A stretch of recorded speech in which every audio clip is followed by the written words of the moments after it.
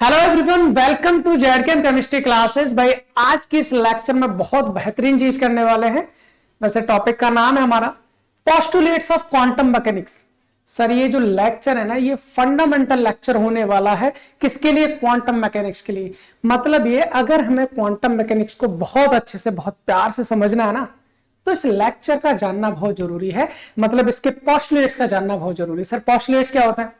भाई पोस्टुलेट्स का मतलब है इनके नियम कानून, इनके रूल्स, इनके रेगुलेशंस, ये सारी चीजें उनको पोस्टुलेट्स कहते हैं। जैसे कि मान लीजिए हमें कोई भी संस्था ज्वाइन करनी है, कुछ भी करना है, हमें सबसे पहले उसके नियम कानून जानने तो होते हैं ना भाई, उनके रूल्स हमें जानने होते हैं। जब तक हमें उनके रूल्स ना पता हो हम उसके बारे में कुछ नहीं जान सकते। सर अगर हम यहाँ की बात करें, अगर हमें क्वांटम मैकेनिक्स में उतरना है, क्वांटम मैकेनिक्स को बहुत अच्छे से पढ़ना है, तो उसके रूल्स एंड रेगुलेशन, उसके नियम कानून समझने पड़ेंगे। सर उन्हीं को हम कहते हैं पोस्टुलेट्स। उन्हीं को हम क्या कहते हैं? पोस्टुलेट्स कहते हैं। भाई आपको ये ना लगे कि हम ये क्वांटम मैकेनिक्स का पहला लेक्चर है, तो मैं आपको बता दूं, वैसे इस वक्त जो हम कर रहे हैं वो बीएससी 4th सेमेस्टर की केमिस्ट्री, जिसका नाम है quantum mechanics and analytical techniques, ये हम कर रहे हैं। और इस पेपर में हमारे पास 8 यूनिट दे रखी हैं, जिनमें से पहली यूनिट एटॉमिक स्ट्रक्चर को हम कंप्लीट कर चुके हैं। आपने कर रखा है, बहुत अच्छी बात है। नहीं कर रखा है तो आप डिस्क्रिप्शन में जाएंगे, वहां पर प्लेलिस्ट की लिंक है, वहां क्लिक करेंगे, आराम से सारे के सारे लेक्चर्स एंजॉय करेंगे। दूसरी बात, एलिमेंट्री क्वांटम मैकेनिक्स इस वक्त हम पढ़ रहे हैं, और इस एलिमेंट्री क्वांटम मैकेनिक्स में हम बहुत सारे टॉपिक पढ़ चुके हैं। ये हमारा भाई शुरुआत में बताना तो होता है ना, क्योंकि हो सकता है कि आप डायरेक्टली इसी लेक्चर से ज्वाइन हुए हो, बाकी सारी चीजें नहीं पता पढ़े ही हो, तो उसके लिए भाई जानना जरूरी है, इसलिए ताकि आप उन चीजों से वंचित ना रहे। देखो इस यूनिट में हमने क्या क्या पढ़ लिया है? Black body radiation, Planck quantum theory, photo electric effect, heat capacity, Bohr's model, Compton effect, de Broglie equation, और क्या भाई हाइजेनबर्ग अनसर्टेनिटी प्रिंसिपल, ऑपरेटर्स पढ़ चुके हैं, श्रोडिंगर वेव इक्वेशन भी पढ़ चुके हैं। सर आज के इस लेक्चर में हम पढ़ने वाले हैं पोस्टुलेट्स ऑफ क्वांटम मैकेनिक्स। बहुत प्यारा लेक्चर होने वाला है, बहुत छोटा सा लेक्चर होने वाला है, क्योंकि हमें इसमें केवल और केवल क्या पढ़ना है? पोस्टुलेट्स ही पढ़ने, मतलब इसके नियम पढ़ने, सारी की सारी चीजें। चलिए फिर टाइम को वेस्ट बिल्कुल नहीं करते हैं और अपने पोस्टुलेट्स को स्टार्ट करते हैं। चलिए भी, हमसे पूछा जाता है बताइए सर पहला पोस्टुलेट्स क्या होगा क्वांटम मैकेनिक्स का? क्वांटम मैकेनिक्स क्या कहना चाहता है? भाई क्वांटम मैकेनिक्स एक ही चीज कहता है। जब हम क्वांटम केमिस्ट्री की बात करते हैं, क्वांटम फिजिक्स की बात करते हैं, या फिर क्वांटम मैकेनिक्स की बात करते हैं, कुछ भी कह सकते हैं। सर हर एक माइक्रोस्कोपिक पार्टिकल जो होता है, मतलब बहुत सूक्ष्म पार्टिकल जिसे हम बोलते हैं, सर वो डुअल नेचर दिखाता है। डी ब्रोगली ने बताया था डुअल नेचर का मतलब क्या है। सर डुअल नेचर का मतलब है कि वो आपका वेव नेचर में भी होगा और पार्टिकल नेचर में भी होगा। सर अगर कोई भी पार्टिकल हमारा वेव नेचर दिखा रहा है, तो कहीं ना कहीं सर उसके पास में वेव नेचर है, तो उसका एक फंक्शन होता है जिसे हम बोलते हैं वेव फंक्शन। तो पूरी की पूरी क्वांटम मैकेनिक्स इस चीज पर डिपेंड करती है कि हर एक माइक्रोस्कोपिक पार्टिकल का एक वेव फंक्शन होता है, जिसे हम क्या कहते हैं? जिसे हम क्या कहते हैं? साई कहते हैं। अगर हम कहें सर कोई भी सिस्टम ले लो, चाहे इलेक्ट्रॉन ले लो, प्रोटॉन ले लो, कोई भी माइक्रोस्कोपिक पार्टिकल ले लो, अगर उसके बारे में हमें जानना है, चाहे उसकी एनर्जी के बारे में जानना हो, उसके मोमेंटम के बारे में जानना हो, उसकी स्पीड के बारे में जानना हो, उसके एंगुलर मोमेंटम के बारे में जानना हो, काइनेटिक एनर्जी के बारे में जानना हो, किसी भी चीज के बारे में जानना हो, सर ये एकमात्र ऐसा तरीका होता है जो हर चीज के बारे में बता देगा। अब रियल कहानी पढ़ने वाले हैं अब हम क्वांटम केमिस्ट्री की जड़ में घुस चुके हैं भाई। क्वांटम केमिस्ट्री को बहुत अच्छे से समझने वाले हैं। मतलब अगर आपसे कहा जाए भाई एटम है, एटम हमको दिखता नहीं भाई, इलेक्ट्रॉन हमको दिखता नहीं है, जब दिखता नहीं है, इतनी छोटी चीज है, तो इनके बारे में हम कैसे पता करेंगे? सर इसमें वेट कितना है, इसकी स्पीड कितनी है, इसकी काइनेटिक एनर्जी कितनी है, इसकी पोटेंशियल एनर्जी कितनी है, इसकी टोटल एनर्जी कितनी है, कितनी स्पीड से भाग रहा है, कौन सी डायरेक्शन से। सर अगर इन सब के बारे में जानना है तो हमें सबसे पहले हमें वेव फंक्शन के बारे में जानना पड़ेगा। किसका? कोई भी माइक्रोस्कोपिक पार्टिकल का। तो भाई क्वांटम मैकेनिक्स का पहला रूल ये कहता है, अगर किसी भी सिस्टम को मैं एक्सप्लेन करना है, तो हमें सबसे पहले रिक्वायर्ड होता है उसका वेव फंक्शन। यानी कि हम यहां लिख सकते हैं there is a wave function, there is a wave function in quantum mechanics.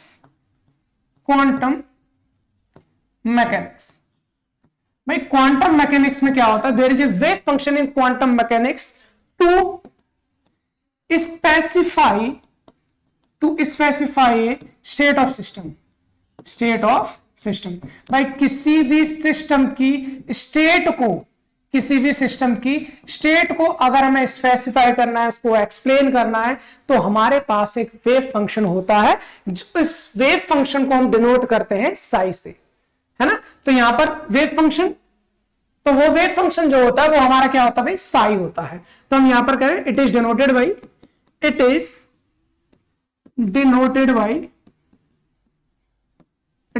By Sai. इसको हम साई कहते हैं, याद रखना है, PSY साई, इसको साई से डिनोट करते हैं। अच्छा एक चीज सुन लो, यहां पर कुछ चीजें और जानने वाली है। जो फर्स्ट पोस्टुलेट हमारा ये कहता है भाई कोई भी सिस्टम हो, उसको अगर हमें एक्सप्लेन करना है तो हमें उसका क्या चाहिए, वेव फंक्शन चाहिए होता है, और उस वेव फंक्शन को साई से दिखाते हैं। मतलब साई क्या है सर, साई हमारा एक वेव फंक्शन होता है। क्या होता है ये हमारे पास, एक वेव फंक्शन होता है। सर जो पहली यूनिट हमने पढ़ी थी ना, एटॉमिक स्ट्रक्चर में हमने वेव फंक्शन के बारे में थोड़ी सी चर्चा की थी। अच्छा सर अगर मैं साई का स्क्वायर कर दूं, मान लीजिए क्या कर दूं, साई का स्क्वायर कर दूं, तो ये हमारा एक्चुअल में प्रोबेबिलिटी डेंसिटी बताता है। क्या बताता है, प्रोबेबिलिटी डेंसिटी को बताता है। सर जो साई स्क्वायर है, अगर मेरे पास जो वेव फंक्शन है, वेव फंक्शन तो एम्पलीट्यूड बताएगा, है ना, वेव नेचर को बताता है। अगर मैं उस वेव फंक्शन का स्क्वायर कर दूं, अगर मैं उस वेव फंक्शन क्या कर दूं, स्क्वायर, तो वो मेरी प्रोबेबिलिटी डेंसिटी को बताता है। सर ये प्रोबेबिलिटी डेंसिटी क्या होती है, मतलब प्रोबेबिलिटी डेंसिटी का मतलब है जैसे कोई इलेक्ट्रॉन है ना, अब इलेक्ट्रॉन कहां ज्यादा पाया जा रहा है, उसकी डेंसिटी कहां पर ज्यादा है, उसके पाए जाने की प्रोबेबिलिटी है ना, उस चीज को बताता है प्रोबेबिलिटी डेंसिटी। अगर सर मैं इसको प्रोबेबिलिटी डेंसिटी जो होती है मेरे पास, प्रोबेबिलिटी डेंसिटी को अगर मैं वॉल्यूम के साथ मल्टीप्लाई कर दूं, किसके साथ कर दूं मैं, वॉल्यूम के साथ मल्टीप्लाई कर दूं, तो ये मेरा एक्चुअल में प्रोबेबिलिटी को बताता है,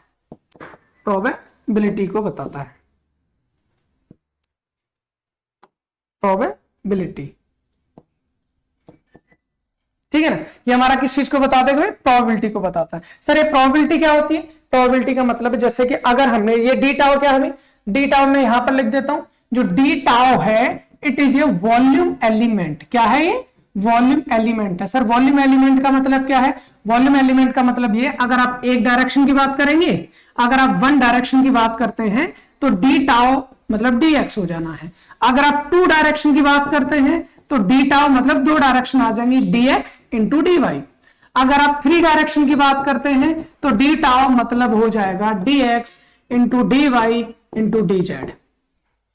मतलब कहने का ये है, अगर आपके पास जो प्रोबेबिलिटी डेंसिटी है, आपने उसमें एक वॉल्यूम को स्पेसिफाई कर दिया, इतने वॉल्यूम के अंदर मुझे प्रोबेबिलिटी डेंसिटी चाहिए, तो वहां पर वो बताता है हमारा प्रोबेबिलिटी को। प्रोबेबिलिटी मतलब एक जगह, जैसे पूरे एटम में इलेक्ट्रॉन घूम रहा है, इलेक्ट्रॉन क्या कर रहा है भाई, घूम रहा है। अब मैं देखूं इतने बीच में इलेक्ट्रॉन आता है या नहीं आता है, तो इसकी कितनी प्रोबेबिलिटी होगी, तो उस इलेक्ट्रॉन के वेव फंक्शन का आपको स्क्वायर करना है, जितना वॉल्यूम लिया उससे मल्टीप्लाई करना है, आपको उस इलेक्ट्रॉन की वहां पाए जाने की प्रोबेबिलिटी मिल जाएगी। सर यहीं से हमें पता चलता है कि उस एटम में चारों तरफ ऑर्बिटल कहां है। ऑर्बिटल क्या होती है भाई, जहां पर इलेक्ट्रॉन के पाए जाने की संभावना सबसे ज्यादा होती है। भाई पहले पढ़ चुके हैं इस चीज को, है ना, पहले पढ़ चुके हैं, तो वो यहीं से निकाली जाती है। यानी कि सारी की सारी एटॉमिक स्ट्रक्चर जो भी हमें जानते हैं, वो पूरा का पूरा किससे आता है भाई, वो पूरा का पूरा हमारा क्वांटम मैकेनिक्स से ही आता है। ठीक है, चलिए फिर आगे करते हैं। ये तो रही सर पहले पोस्टुलेट की बात, ये हमारा पहला पोस्टुलेट हो गया क्वांटम मैकेनिक्स का। अभी हम बात कर लेते हैं अपने सेकंड पोस्टुलेट की। चलिए भाई, सेकंड पोस्टुलेट हमारा क्या है, सेकंड पोस्टुलेट हमारे पास ये कहता है, सर जो हमारे पास वेव फंक्शन है ना, वो स्क्वायर इंटीग्रेबल होना चाहिए। मतलब क्या सर, मतलब हम यहां पर लिखते हैं wave function should be square integrable. Sir square integrable का मतलब क्या होता है, wave function should B square integrable.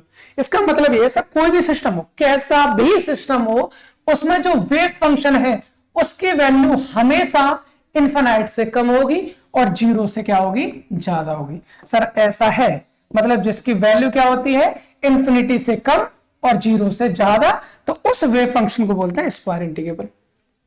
Sir wave function zero का मतलब है कोई है ही नहीं सिस्टम, इन्फिनाइट को तो हम एक्सप्लेन कर ही नहीं सकते, तो इसलिए जो भी हम सिस्टम ले रहे हैं उसका जो भी आप वेव फंक्शन बनाओगे वो वेव फंक्शन आपका इन्फिनिटी से कम होना चाहिए और जीरो से ज्यादा होना चाहिए। दूसरी बात समझ में आ गई? बिल्कुल। सर ये था हमारा क्या, सेकंड पोस्टुलेट, ये था हमारा सेकंड पोस्टुलेट किस चीज का, क्वांटम मैकेनिक्स का। ठीक है, okay.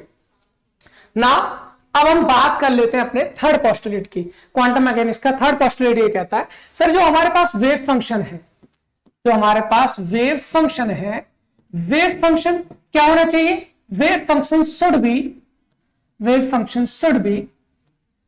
continuous and single valued। Sir ये हमारा जो पोस्टुलेट है ये भी बहुत इंपॉर्टेंट है, बहुत सारी चीजों को एक्सप्लेन करता है। सर वेव फंक्शन जो क्वांटम मैकेनिक्स का तीसरा पोस्टुलेट है ये हमारा ये कहता है जो हमारे पास वेव है ना, वेव, उसका जो वेव फंक्शन होगा वो पहली बात तो कंटिन्यूअस होना चाहिए। क्या होना चाहिए, कंटिन्यूअस होना चाहिए, और दूसरी बात सिंगल वैल्यूड होना चाहिए। कंटिन्यूअस का मतलब क्या है, अगर हम कंटिन्यूअस की बात करें, जैसे मान लीजिए ये है हमारे पास, है ना, इसमें वेव जा रही है। वेव हम अगर मान लीजिए दो तरह से बनाए, एक तो वेव मेरी ये है, इस तरह से जा रही है, एक मेरे पास, थोड़ा सा ठीक से बनाता, ठीक है ना, एक मेरे पास इस तरह से ले लिया मैंने, दूसरा मैंने क्या ले लिया, इस तरह से ले लिया। यहां पर वेव जा रही कुछ इस तरह से, एकदम से कम हो गई, फिर उसके बाद बढ़ी, फिर कम होगी, इस तरह से अगर ऐसे वेव जा रही है तो यहां पर हम ये कहेंगे भाई, यहां पर हम ये कहेंगे सर ये जो है ये बिल्कुल सही है और ऐसा होना बिल्कुल गलत है, क्योंकि यहां पर जो वेव है वो हमारी एकदम कंटिन्यूअस मैनर में जा रही है, यहां पर हमारा कोई भी कंटिन्यूअस मैनर नहीं है। तो सर हमारा जो वेव फंक्शन है, जो हमारे पास वेव फंक्शन है, should be continuous. I hope इतनी बात समझ में आ रही होगी। दूसरी चीज सर दो टर्म है ना, दूसरी चीज क्या है कि हमारा जो वेव फंक्शन है वो सिंगल वैल्यूड होना चाहिए। सर कहने का मतलब ये है, अगर हम एक ग्राफ बनाते हैं वेव फंक्शन का, दो तरह का ग्राफ बन सकता है सर, दो तरह का ग्राफ बन सकता है, या तो वेव ऐसे हो या फिर वेव ऐसे हो। अगर हम एक पॉइंट पर देखें, हम किसी भी एक पॉइंट पर देखें, यहां पर केवल एक ही वैल्यू आपको दिखेगी वेव फंक्शन की, लेकिन अगर यहां पर एक पॉइंट पे देख लें तो यहां पर देखो, यहां पर भी वैल्यू मिलेगी, यहां भी वैल्यू मिलेगी, यहां भी वैल्यू, यहां तीन वैल्यू मिल रही है, तीन वैल्यू मिल रही है। अगर सर ज्यादा वैल्यू मिल रही है तो ये वाला जो है हमारा वेव फंक्शन का ग्राफ नहीं होगा, ये वाला हमारा ग्राफ बिल्कुल सही होगा। यानी कि यहां से क्या चीज बताता है कि जो हमारा वेव फंक्शन है शुड बी सिंगल वैल्यू। भाई बहुत इंपॉर्टेंट चीज मैं बता रहा हूं, बहुत इंपॉर्टेंट चीज बता रहा हूं, वापस से सुन लीजिए। पहली चीज, वेव फंक्शन हमारा क्या होना चाहिए सर, वेव फंक्शन होना चाहिए किसी भी सिस्टम के स्टेट को एक्सप्लेन करने के लिए। दूसरी बात कही, जो वेव फंक्शन हम ले रहे हैं वो जीरो से बड़ा होना चाहिए, इनफिनाइट से छोटा होना चाहिए। तीसरी बात कर रहे हैं, जो हमारे पास वेव फंक्शन है वो कंटिन्यूअस होना चाहिए और साथ में क्या होना चाहिए, सिंगल वैल्यूड होना चाहिए। आई होप इतनी बात समझ में आ गई, इसमें कोई भी प्रॉब्लम नहीं है। अभी अगला पोस्टुलेट की बात करते हैं, पोस्टुलेट नंबर 4।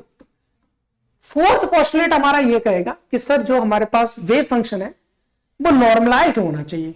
क्या होना चाहिए, नॉर्मलाइज्ड। तो यहां पर हम लिखेंगे भाई, क्या लिखेंगे, wave function should be normalised. अच्छा ये बहुत इंपॉर्टेंट चीज है भाई, नॉर्मलाइज्ड, ये बहुत इंपॉर्टेंट चीज है कि वेव फंक्शन हमारा क्या होना चाहिए, नॉर्मलाइज होना चाहिए। ये नॉर्मलाइजेशन का मतलब क्या है, यहां पर आपको बहुत अच्छे से समझनी चीजें होंगी ये। अच्छा ये बता देते पहले तो होता क्या है नॉर्मलाइजेशन। नॉर्मलाइजेशन हमारा ये होता है, नॉर्मलाइजेशन हमारा क्या होता है, ये होता है। देखिए हमारे पास कोई भी वेव फंक्शन है, ठीक है, उस वेव फंक्शन का आपको कॉम्प्लेक्स कॉन्जुगेट लेना है। अभी ये कॉम्प्लेक्स कॉन्जुगेट क्या होगा आगे हम जानेंगे, लेकिन जो मैथ वाले स्टूडेंट होते हैं उनको पता होता है कॉम्प्लेक्स कॉन्जुगेट क्या होता है ना। इस वेव फंक्शन का हम कॉम्प्लेक्स कॉन्जुगेट लेते हैं, मतलब उस पर स्टार लगा देंगे फिलहाल। अभी समझिए कॉम्प्लेक्स कॉन्जुगेट को जब दिखाया जाता है तो उस वेव फंक्शन पे स्टार लगा दीजिए ऊपर, तो हमारा कॉम्प्लेक्स कॉन्जुगेट को दिखाता है। ये दिखाने का तरीका होता क्या है ये बाद में जानेंगे। भी किसी भी वेव फंक्शन को लो, उसका कॉम्प्लेक्स कॉन्जुगेट लो, साथ में उसको मल्टीप्लाई कर दो उसके वॉल्यूम एलिमेंट से। वॉल्यूम एलिमेंट बताया मैंने, अगर एक डायरेक्शन है तो dx ले लीजिए, दो डायरेक्शन है तो dx dy ले लीजिए, तीनों डायरेक्शन है तो dx dy dz तीनों चीज को ले लेते हैं। सर इतना करने के बाद इसको हमें इंटीग्रेट करना होता है -∞ से +∞ तक। ध्यान से सुन लेना, एक वेव फंक्शन है, उसको हमने क्या किया, उसके कॉम्प्लेक्स कॉन्जुगेट के साथ मल्टीप्लाई किया, मल्टीप्लाई करने के बाद उसको हमने क्या किया, वॉल्यूम एलिमेंट से मल्टीप्लाई किया, और उस वॉल्यूम में हमने -∞ से +∞ तक क्या कर दिया, इंटीग्रेट कर दिया। तो सर कोई ना कोई तो वैल्यू आएगी, कोई ना कोई तो वैल्यू आएगी। अब जो वैल्यू है वो कितनी आनी चाहिए, हमारी 1 आनी चाहिए। कितनी वैल्यू आनी चाहिए भाई, 1 आनी चाहिए। अगर 1 आती है, अगर 1 आती है तो वो वेव फंक्शन हमारा नॉर्मलाइज है, अन्यथा वो वेव फंक्शन हमारा नॉर्मलाइज नहीं है। और अगर नहीं है तो हमें उसको नॉर्मलाइज करना पड़ता है। नॉर्मलाइजेशन कैसे करते हैं उसको भी हम आगे जानेंगे। इतनी बात समझ में आई भाई। अच्छा ये बताओ सर नॉर्मलाइजेशन का मतलब क्या है। अभी अभी हमने जाना था साई का स्क्वायर कर दो, डी टाउ कर दो, तो सर उसको हम प्रोबेबिलिटी बोलते हैं। प्रोबेबिलिटी बोलते हैं मतलब यही हमारी जो प्रोबेबिलिटी है वो किसके इक्वल आनी चाहिए, 1 के इक्वल आनी चाहिए। सर क्यों आनी चाहिए 1 के इक्वल। अब एक चीज देखो, कोई भी सिस्टम है हमारा, कोई भी सिस्टम है इस दुनिया में या तो होगा या नहीं होगा। जैसे मैं हूं, जैसे मैं हूं यहां पर, अभी मैं हूं या फिर बिल्कुल नहीं हूं। अगर हूं तो मेरी प्रोबेबिलिटी हो जाएगी 1, अगर मैं नहीं तो प्रोबेबिलिटी 0। सर कहने का मतलब है अगर वेव फंक्शन आपने, कोई भी सिस्टम है उसका वेव फंक्शन है तो उसकी प्रोबेबिलिटी 1 होगी ना, क्योंकि वो इस दुनिया में है। अगर दुनिया में नहीं है तो प्रोबेबिलिटी 0, अगर है तो 1, बाकियों का तो कोई भी सवाल पैदा नहीं होता है। इसलिए हम कहते हैं क्वांटम मैकेनिक्स हमारा ये कहता है कोई भी सिस्टम है उसका जो वेव फंक्शन है वो नॉर्मलाइज होना चाहिए। मतलब अगर वो सिस्टम हमें देख रहा है तो भाई है ना, तो उसकी प्रोबेबिलिटी ऑलवेज कितनी होनी चाहिए, 1 होनी चाहिए। इसके अलावा कोई भी वैल्यू नहीं होनी चाहिए। अगर इसके अलावा कोई दूसरी वैल्यू आती है तो फिर हमें नॉर्मलाइज करना पड़ेगा उस वेव फंक्शन को। कैसे करेंगे वो आगे जानेंगे।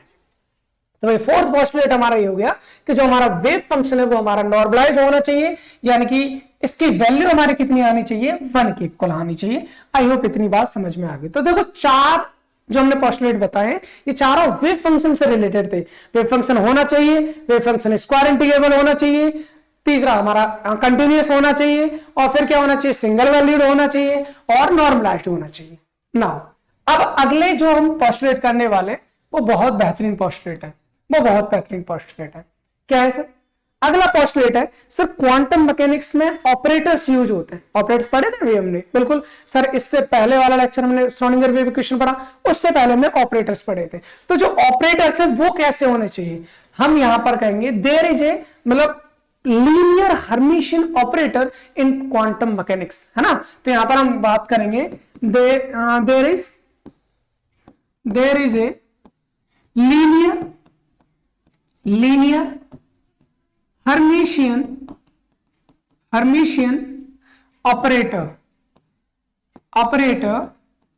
इन क्वांटम मैकेनिक्स।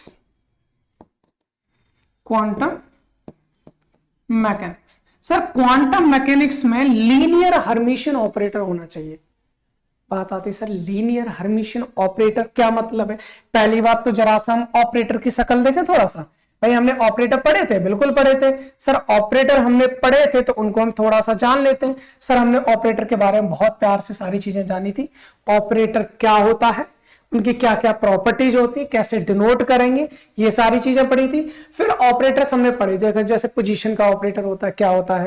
फिर हमने पढ़ा सर मोमेंटम का ऑपरेटर क्या होता है, ये भी पढ़ा था सर। उसके बाद हमने क्या पढ़ा था, और हमने ये पढ़ा था सर पोटेंशियल एनर्जी का ऑपरेटर क्या होता है ना। उसके बाद काइनेटिक एनर्जी का ऑपरेटर क्या होता है, उसके बाद टोटल एनर्जी का ऑपरेटर क्या होता है। फिर हमने एंगुलर मोमेंटम का ऑपरेटर। ये सारे ऑपरेटर जो है ना, ये सब के सब हमारे क्वांटम मैकेनिक्स में यूज होते हैं। जितने ऑपरेटर्स मैंने लिखे हैं ये सारे के सारे लीनियर हर्मिशियन ऑपरेटर ही हैं। अच्छा ये लीनियर हर्मिशियन ऑपरेटर का क्या मतलब है भाई, इसका क्या मतलब है, इसका मतलब समझ लेना, बहुत इंपॉर्टेंट मतलब है। देखो सुनो, मान लीजिए मेरे पास 2 अलग अलग वेव फंक्शन है ना। कोई ऑपरेटर कब हर्मिशियन कहलाएगा वो चीज मैं बताने वाला हूं। जैसे मान लीजिए मेरे पास कोई ऑपरेटर है ए, है है ना। इसको मैंने एक वेव फंक्शन साई पर अप्लाई किया और इसको मैंने किसी दूसरे वेव फंक्शन, मान लीजिए मेरे पास में है फाई, दूसरा वेव फंक्शन कौन सा, फाई, इसका मैंने ले लिया है कॉम्प्लेक्स कॉन्जुगेट। इसको मैं किसी वॉल्यूम एलिमेंट के साथ इंटीग्रेट कर देता हूं -∞ से +∞ तक, ठीक है। तो कोई ना कोई तो वैल्यू आएगी। अभी मैं एक काम करता हूं, अभी मैं क्या काम करता हूं भाई, मैं काम ये करता हूं कि मैं इस बार इस क्या बोलता हूं ऑपरेटर को वेव फंक्शन साई पर अप्लाई ना करके फाई पे अप्लाई करता हूं। मैंने भी ऑपरेटर को अप्लाई किया फाई पर, इन दोनों का कॉम्प्लेक्स कॉन्जुगेट ले लो भाई। फाई का तो कॉम्प्लेक्स कॉन्जुगेट था, ऑपरेटर का भी कॉम्प्लेक्स कॉन्जुगेट लेना है। बाकी जो वेव फंक्शन है साई, उसको आगे मल्टीप्लाई करेंगे, वॉल्यूम के साथ क्या करेंगे, -∞ से +∞ तक इंटीग्रेट करेंगे। तो सर इसकी भी तो कोई ना कोई वैल्यू आएगी, इसकी भी कोई ना कोई वैल्यू आएगी। अगर ये दोनों वैल्यू एक दूसरे के इक्वल होती हैं तो इस टाइप के ऑपरेटर को हम कहेंगे लीनियर हर्मिशियन ऑपरेटर। क्या कहेंगे इसको हम, लीनियर हर्मिशियन ऑपरेटर कहेंगे। आई होप इतनी बात समझ में आ रही है। भाई साहब ध्यान रखना है, ये जो ऑपरेटर है ना, ऑपरेटर चेंज होते हैं, वैल्यू चेंज हो जाती है। अगर कोई ऑपरेटर इन दोनों कंडीशन में वैल्यू सेम लेके आ रहा है, तो वो ऑपरेटर हमारा लीनियर हर्मिशियन ऑपरेटर की कैटेगरी में आएगा। और वही लीनियर जो हर्मिशियन ऑपरेटर होता है वही हमारे क्वांटम मैकेनिक्स में काम करेंगे। अगर ऐसा नहीं है तो वो क्वांटम मैकेनिक्स से बाहर, वो ऑपरेटर हमारा क्वांटम मैकेनिक्स में किसी काम का नहीं रहेगा। आई होप इतनी बात भी समझ में आ रही होगी। चलिए भाई, इसके बाद एक और पोस्टुलेट हम करते हैं, और वो पोस्टुलेट कौन सा नंबर का होगा भाई, वो पोस्टुलेट है सर हमारे पास नंबर 6। वो पोस्टुलेट है हमारे पास नंबर 6। सर क्वांटम मैकेनिक्स में जो भी ऑपरेटर्स होते हैं या फिर जो भी वेव फंक्शन होता है, ये हमारा क्या कर सकते हैं हम, एप्लीकेबल होते हैं हमारे आइगन वैल्यू इक्वेशन का, है ना। तो यहां पर हम लिखेंगे should be eigen value equation या followed by eigen value equation, follow eigen value equation। Sir जो भी हमारे पास क्वांटम मैकेनिक्स है उसमें जो भी वेव फंक्शन है और जो ऑपरेटर है वो हमारे आइगन वैल्यू इक्वेशन को क्या करता है, फॉलो करते हैं।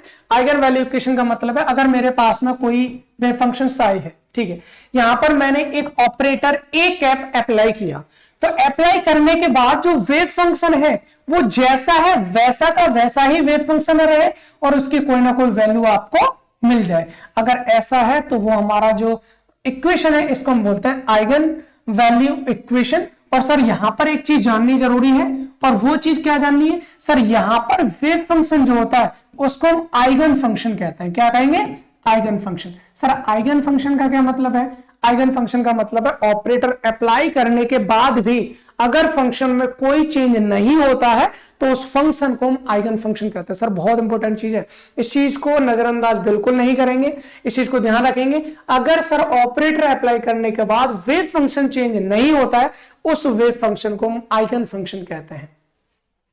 उस फंक्शन क्या कहते हैं, आइगन फंक्शन। ए कैप क्या है सर, ए कैप तो हमारे पास ऑपरेटर है, ये क्या है हमारे पास ऑपरेटर है, ठीक है। अगर हम बात करें सर ए, ये स्मॉल ए क्या है, ये हमारी वैल्यू तो आई है सर, इसको हम बोलते हैं आइगन वैल्यू। इसे हम क्या कहेंगे, आइगन वैल्यू। ये हमारे पास आइगन वैल्यू हो।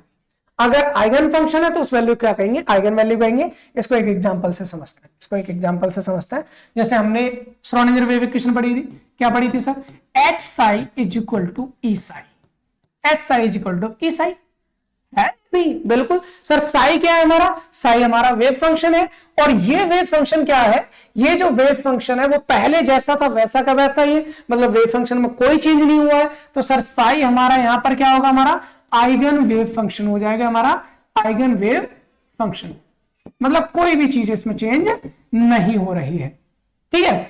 एच कैप क्या भी, एच कैप हमारा पास हैमिल्टोनियन ऑपरेटर, ये सबको पता है, ये है हमारे पास हैमिल्टोनियन ऑपरेटर। कई बार हम इस चीज को पढ़ चुके हैं, हैमिल्टोनियन ऑपरेटर, ठीक है सर। और अगर हम बात करें ई क्या है हमारे पास, एनर्जी है, ई हमारे पास एनर्जी है, और इस एनर्जी को हम क्या कहेंगे सर, इसी को हम कहेंगे आइगन वैल्यू। क्या कहेंगे इसको, आइगन वैल्यू कहेंगे। आई होप समझ में आ रहा होगा। हमने क्वांटम मैकेनिक्स के जो हमने आइगन वैल्यू इक्वेशन उसको हमने सिद्ध करके भी देख लिया। ये हमारी वैल्यू हमारी क्वांटम मैकेनिक्स में पढ़ी जाती है, श्रोडिंगर वेव इक्वेशन पढ़ी जाती है, जो कि हमारा आइगन वैल्यू इक्वेशन को फॉलो कर रही है। आई होप इतनी बात समझ में आ गई होगी, इसमें कोई भी प्रॉब्लम नहीं होनी चाहिए। अगर प्रॉब्लम है बाई चांस कोई ऐसी चीज है जो समझ में नहीं आई तो कमेंट बॉक्स खुला हुआ, आप डायरेक्टली उसमें क्या करेंगे, आप अपनी जो प्रॉब्लम है उसको टाइप करेंगे और मेरे को बताएंगे। मैं अगले लेक्चर में जरूर उसको एक्सप्लेन करने की पूरी कोशिश करूंगा। मैं आपको कोई भी डाउट में नहीं रखूंगा, टेंशन न लीजिए। बस आपको एक काम करना है, जो आप मेरे को डाउट में रख रहे हो भाई लेक्चर को भाई शेयर करना जहां तक हो सकता है। तो अभी इस लेक्चर को यहीं समाप्त करते हैं। अगले लेक्चर में मिलते हैं आपको एक नई एनर्जी, एक नए टॉपिक के साथ, एक नए अंदाज में। तब तक आप लेक्चर को शेयर करो। Thanks for watching.